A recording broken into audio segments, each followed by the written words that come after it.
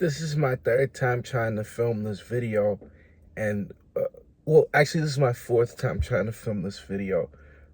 I've turned my car off and on at this point in time 4 times.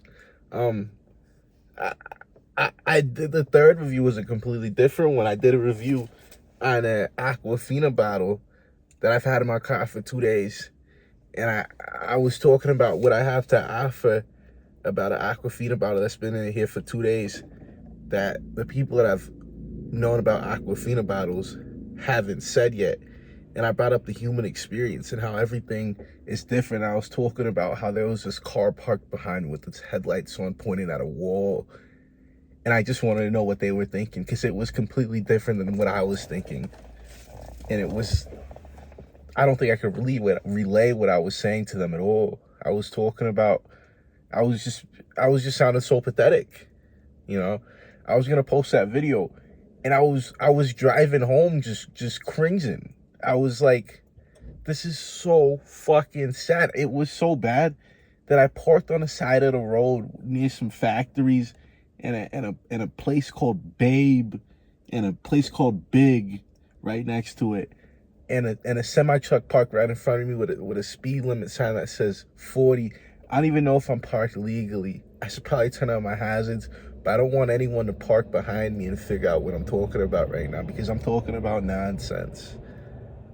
Well, what I thought was nonsense. I was back at the Red Robin's parking lot, you know, my signature spot, and I was just feeling so sorry for myself for no reason. And it was so pathetic. And on the drive home, I listen, because I only drive there because I got to listen to a little tune to get me in the mood to do a review. I was just some beach fossils, man. Thank you, Jerry Ann, for the purchase. I just saw the alert. I was listening to some beach fossils, and it just put me in a I guess a pathetic mood. And I apologize if all my videos come off as that, but I just thought about what I just made, and I was like, this is just so fucking sad. What am I doing? You know, the whole video was about how I click on this girl I thought, I liked, and I just, on a little green bubble, because she got me on a close friends, I just see it, she's getting fucked, man. She's getting fucked, and it's not by me, bro. And, that is something to, feel like, damn, bro, but it wasn't something to make an 11-minute video on. I don't know if you guys have ever fell to your knees over something that you saw, not voluntarily, because if you fall to your knees right now, you won't feel the pain that a man feels when he falls to his knees, because he's just broken and he's just done. There's so much emotion there. It's a primordial emotion. Cavemen were expressing emotion by falling to their knees because there was nothing left. They laid their guns down, they laid their bows and sticks down because technology hadn't progressed, and they surrendered to the fact that wasn't within their control. You feel it all, and it all hits you at that very moment. So I need to change the review. The review is gonna be on this medium spread I got from Wendy's. See, I don't know what I could offer that hasn't been said, just like the 2-day-old water bottle. What can I say about this Wendy's container that hasn't been said?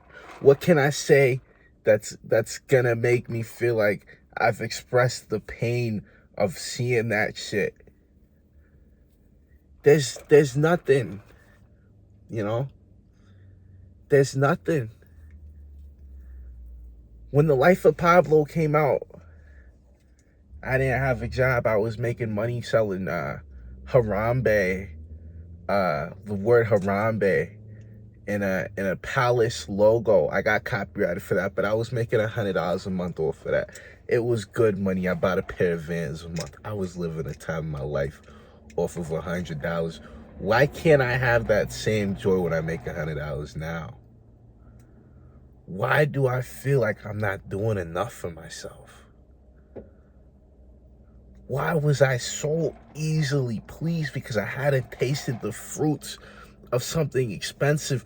Pretty much most of my high school years was spent sleeping on an air mattress in the hallway because I just didn't have enough room in my home. And now I'm afforded luxuries. I have my own apartment. I have a futon I sleep on, and I have a normal bed that I can sleep on. I don't even use the bed because it doesn't feel right. You know, I'm holding myself back. And even though I'm holding myself back from certain things, I still can't get enjoyment out of what I used to have, and I don't know why. As I take a sip from this, there's nothing there. There's no electrifying taste. There's no refining taste. There's nothing. It's just carbonated sugar going into my body, and I'm going yum, yum. I guess it makes my brain tingle. It makes me a little bit fatter, and I continue my day. And I got a medium fry to take on when I get back home, and these people behind me are flashing their lights. I don't know why I'm on the side of the fucking road. I don't know why I felt the need to get this video out of my system. But back to the subject. When I was, when Life of Pablo came out, I didn't even explain that part.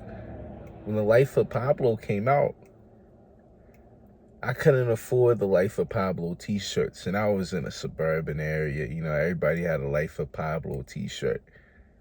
So one day, it wasn't intentional, but one day I was going to downtown LA with my pops, and I saw a Life of Pablo t-shirt. And for that $25, my social status arose. And, that 25 left me with $75 left. I could still change my life with $75 back then. Now I need $45,000 to change my life. What happened?